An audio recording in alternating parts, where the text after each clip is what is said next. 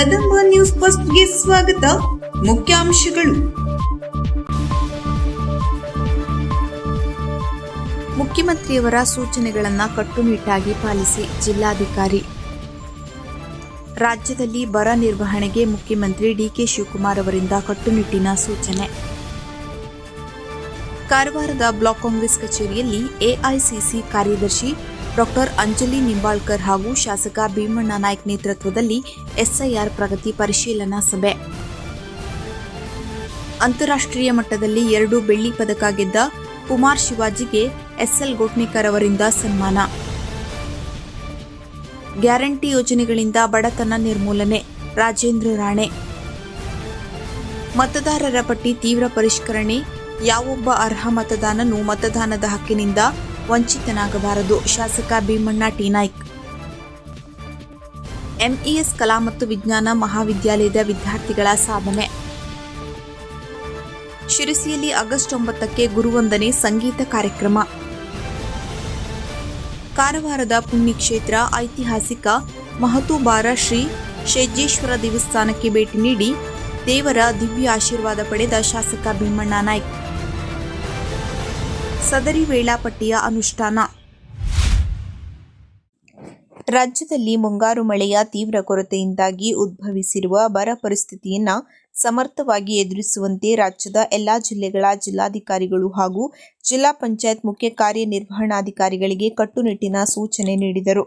ಅವರು ಭಾನುವಾರ ವಿಧಾನಸೌಧದಲ್ಲಿ ಎಲ್ಲಾ ಜಿಲ್ಲೆಗಳ ಜಿಲ್ಲಾಧಿಕಾರಿಗಳು ಹಾಗೂ ಜಿಲ್ಲಾ ಪಂಚಾಯತ್ ಮುಖ್ಯ ಕಾರ್ಯನಿರ್ವಹಣಾಧಿಕಾರಿಗಳೊಂದಿಗೆ ನಡೆದ ವಿಡಿಯೋ ಕಾನ್ಫರೆನ್ಸ್ ಸಭೆಯ ಅಧ್ಯಕ್ಷತೆ ವಹಿಸಿ ಮಾತನಾಡಿದರು.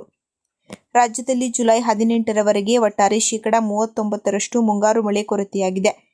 ಮಲೆನಾಡಿನಲ್ಲಿ ಶೇಕಡಾ -43, ಕರಾವಳಿಯಲ್ಲಿ ಶೇಕಡಾ -35, ಉತ್ತರ ಒಳನಾಡಿನಲ್ಲಿ ಶೇಕಡಾ -33 ಹಾಗೂ ದಕ್ಷಿಣ ಒಳನಾಡಿನಲ್ಲಿ ಶೇಕಡಾ -31ರಷ್ಟು ಮಳೆ ಕೊರತೆ ದಾಖಲಾಗಿದೆ.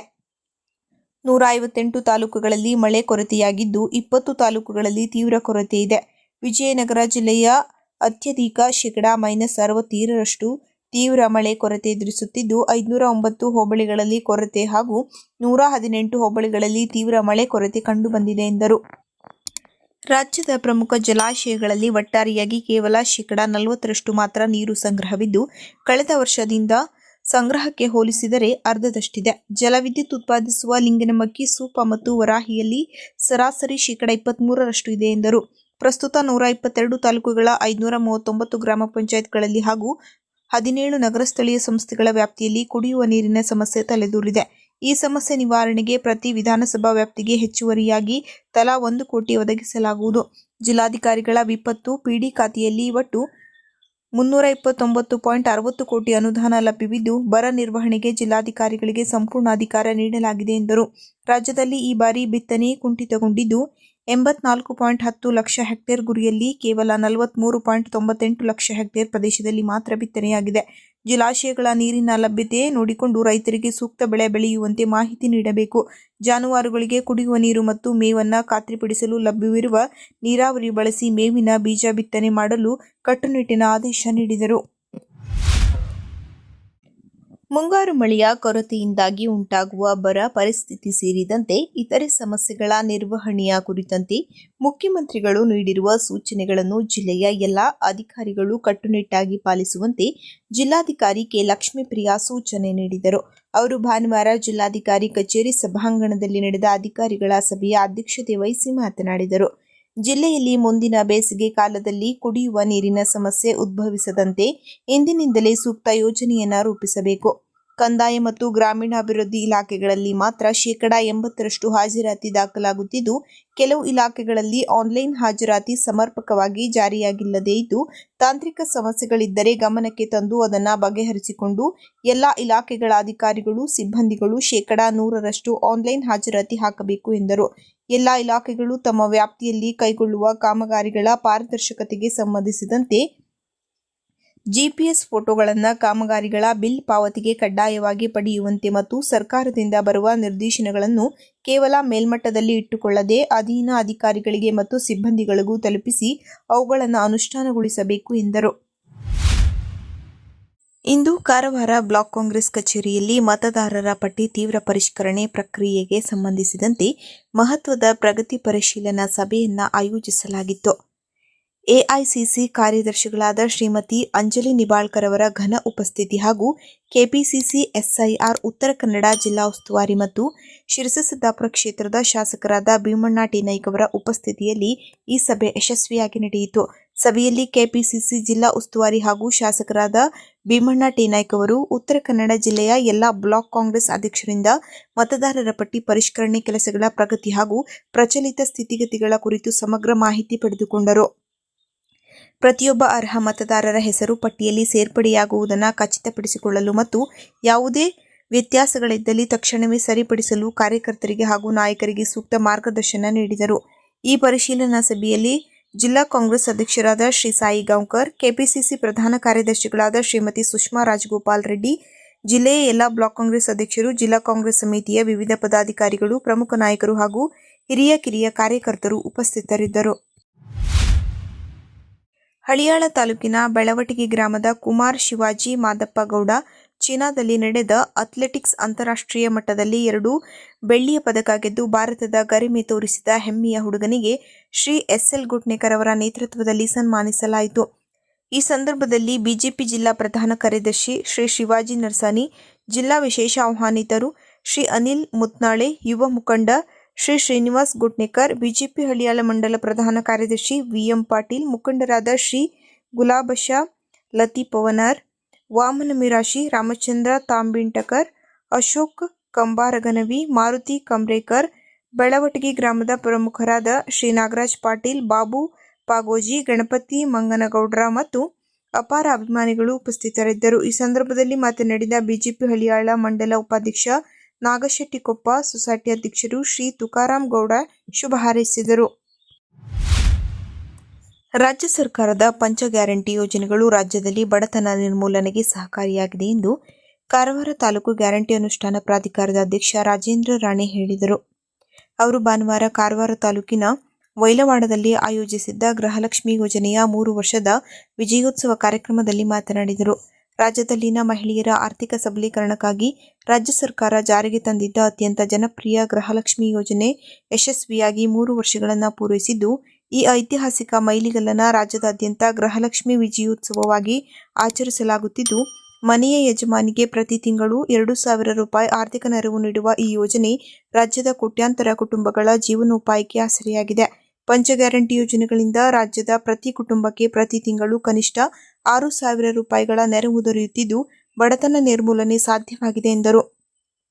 ಗೃಹಲಕ್ಷ್ಮಿ ಯೋಜನೆಯಿಂದಾಗಿ ಗ್ರಾಮೀಣ ಮತ್ತು ನಗರ ಪ್ರದೇಶದ ಬಡ ಹಾಗೂ ಮಧ್ಯಮ ವರ್ಗದ ಮಹಿಳೆಯರು ತಮ್ಮ ದಿನನಿತ್ಯದ ಅಗತ್ಯಗಳನ್ನು, ಮಕ್ಕಳ ಶಿಕ್ಷಣ ಹಾಗೂ ಸಣ್ಣ ಪುಟ್ಟ ಉಳಿತಾಯಗಳಿಗೆ ಈ ಹಣವನ್ನು ಸದುಪಯೋಗಪಡಿಸಿಕೊಳ್ಳುತ್ತಿದ್ದು, 3 ವರ್ಷಗಳ ಅವಧಿಯಲ್ಲಿ ಹಲವು ತಾಂತ್ರಿಕ ಅಡಚಣೆಗಳು ನಿವಾರಿಸಿ ಪ್ರತಿಯೊಬ್ಬ ಅರ್ಹ ಮಹಿಳೆಯೂ ಯೋಜನೆಯ ಲಾಭ ತಲುಪಿಸುವಲ್ಲಿ ಸರ್ಕಾರ ಯಶಸ್ವಿಯಾಗಿದ್ದು, ಈ ವಿಜಯೋತ್ಸವವು ಯೋಜನೆಯ ಯಶಸ್ಸಿಗೆ ಸಾಕ್ಷಿಯಾಗಿದೆ ಎಂದರು.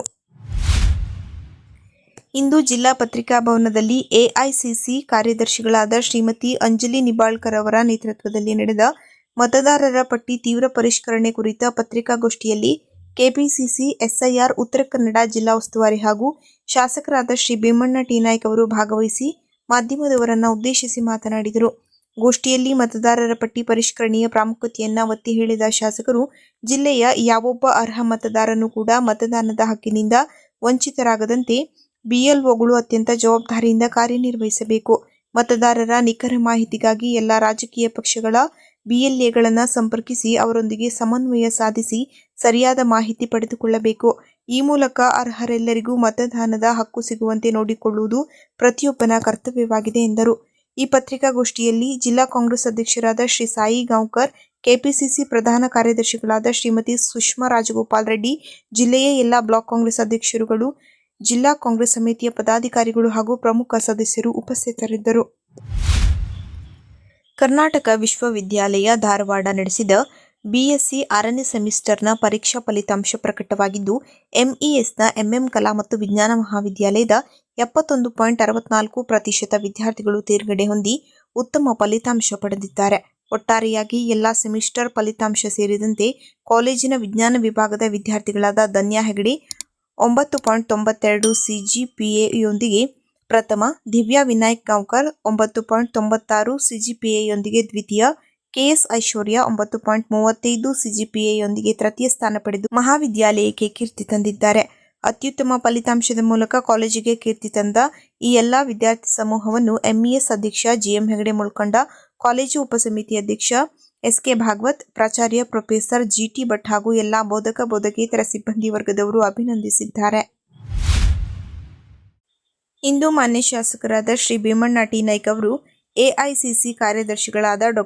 ಅಂಜಲಿ ನಿಂಬಾಳ್ಕರ್ ಅವರು ಹಾಗೂ ಕಾರವಾರ ವಿಧಾನಸಭಾ ಕ್ಷೇತ್ರದ ಶಾಸಕರಾದ ಶ್ರೀ ಸತೀಶ್ ಸೈಲ್ ಅವರೊಂದಿಗೆ ಕಾರವಾರದ ಪುಣ್ಯಕ್ಷೇತ್ರ ಐತಿಹಾಸಿಕ ಮಹತೋಬಾರ ಶ್ರೀ ಶೇಜೇಶ್ವರ ದೇವಸ್ಥಾನಕ್ಕೆ ಭೇಟಿ ನೀಡಿ ಪೂಜೆ ಸಲ್ಲಿಸಿ ಶ್ರೀದೇವರ ದಿವ್ಯ ಆಶೀರ್ವಾದ ಪಡೆದರು.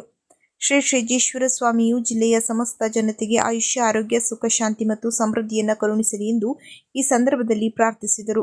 ಈ ಸಂದರ್ಭದಲ್ಲಿ ಜಿಲ್ಲಾ ಕಾಂಗ್ರೆಸ್ ಅಧ್ಯಕ್ಷರಾದ ಶ್ರೀ ಸಾಯಿ ಗಾಂವ್ಕರ್, ಕೆಪಿಸಿಸಿ ಪ್ರಧಾನ ಕಾರ್ಯದರ್ಶಿಗಳಾದ ಶ್ರೀಮತಿ ಸುಷ್ಮಾ ರಾಜಗೋಪಾಲ್ ರೆಡ್ಡಿ ಸೇರಿದಂತೆ ಪಕ್ಷದ ಪ್ರಮುಖ ನಾಯಕರು ಹಾಗೂ ಕಾರ್ಯಕರ್ತರು ಉಪಸ್ಥಿತರಿದ್ದರು.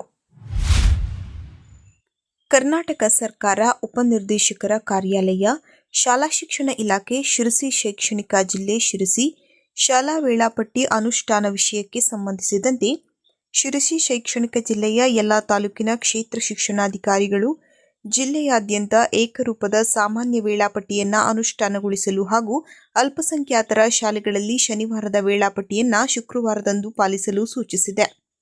ಶಾಲಾ ದಿನಾಚರಣೆಯ ವೇಳಾಪಟ್ಟಿ ಸೋಮವಾರದಿಂದ ಶುಕ್ರವಾರ ಸಮಯ 9:45 ರಿಂದ 9:50, ಕಾರ್ಯಾವಧಿ ಸ್ವಚ್ಛತೆ, 9:50 ರಿಂದ 10 ಪ್ರಾರ್ಥನೆ, 10 ರಿಂದ 10:10 ಕ್ಷೀರಭಾಗ್ಯ, 10:10 ರಿಂದ 10:50 ಮೊದಲನೇ ಅವಧಿ, 10:50 ರಿಂದ 11:30 ಎರಡನೇ ಅವಧಿ, 11:30 ರಿಂದ 11:40 ಕಿರುವಿರಾಮ, 11:40 ರಿಂದ 12:20 ಮೂರನೇ ಅವಧಿ, 12:20 ರಿಂದ 1 ನಾಲ್ಕನೇ ಅವಧಿ, 1 ರಿಂದ 1:40 ಊಟದ ವಿರಾಮ, 1:40 ರಿಂದ 2:20 ಐದನೇ ಅವಧಿ, 2:20 ರಿಂದ 3 ಆರನೇ ಅವಧಿ, 3 ರಿಂದ 3:10 ಕಿರುವಿರಾಮ, 3:10 ರಿಂದ 3:50 ಏಳನೇ ಅವಧಿ, 3:50 ರಿಂದ 4:30 ಎಂಟನೇ ಅವಧಿ. ಶನಿವಾರದ ವೇಳಾಪಟ್ಟಿ ಸಮಯ 8:30 ರಿಂದ 8:40 ಸ್ವಚ್ಛತೆ ಮತ್ತು ಪ್ರಾರ್ಥನೆ, 8:40 ರಿಂದ 9:20 ಮೊದಲನೇ ಅವಧಿ, 9:20 ರಿಂದ 10 ಎರಡನೇ ಅವಧಿ, 10 ರಿಂದ 10:40 ಮೂರನೇ ಅವಧಿ, 10:40 ರಿಂದ 10:50 ಕಿರುವಿರಾಮ, 10:50 ರಿಂದ 11:30 ನಾಲ್ಕನೇ ಅವಧಿ, 11:30 ರಿಂದ 12:10 ಐದನೇ ಅವಧಿ, 12:10 ರಿಂದ 12:30 ಬಿಸಿಯೂಟ. ಕೊನೆಯಲ್ಲಿ ಮತ್ತೊಮ್ಮೆ ಮುಖ್ಯಾಂಶಗಳು.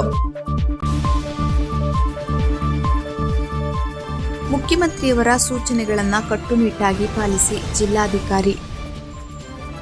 ರಾಜ್ಯದಲ್ಲಿ ಬರ ನಿರ್ವಹಣೆಗೆ ಮುಖ್ಯಮಂತ್ರಿ ಡಿಕೆ ಶಿವಕುಮಾರ್ ಅವರಿಂದ ಕಟ್ಟುನಿಟ್ಟಿನ ಸೂಚನೆ.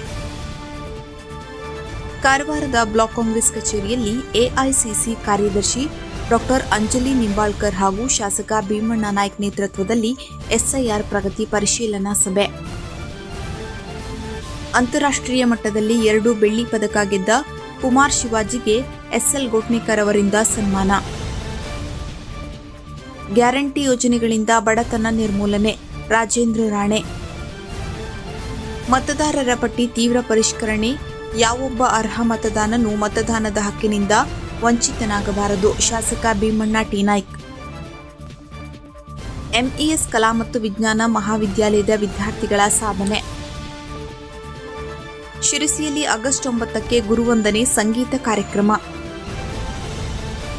ಕಾರವಾರದ ಪುಣ್ಯಕ್ಷೇತ್ರ ಐತಿಹಾಸಿಕ ಮಹತೋಬಾರ ಶ್ರೀ ಶೇಜೇಶ್ವರ ದೇವಸ್ಥಾನಕ್ಕೆ ಭೇಟಿ ನೀಡಿ ದೇವರ ದಿವ್ಯ ಆಶೀರ್ವಾದ ಪಡೆದ ಶಾಸಕ ಭೀಮಣ್ಣ ನಾಯ್ಕ್. ಸದರಿ ವೇಳಾಪಟ್ಟಿಯ ಅನುಷ್ಠಾನ. ಕದಂಬ ನ್ಯೂಸ್ ಫಸ್ಟ್, ನಿರ್ಭೀತಿಯಿಂದ ನಿಮ್ಮ ಪರವಾಗಿ.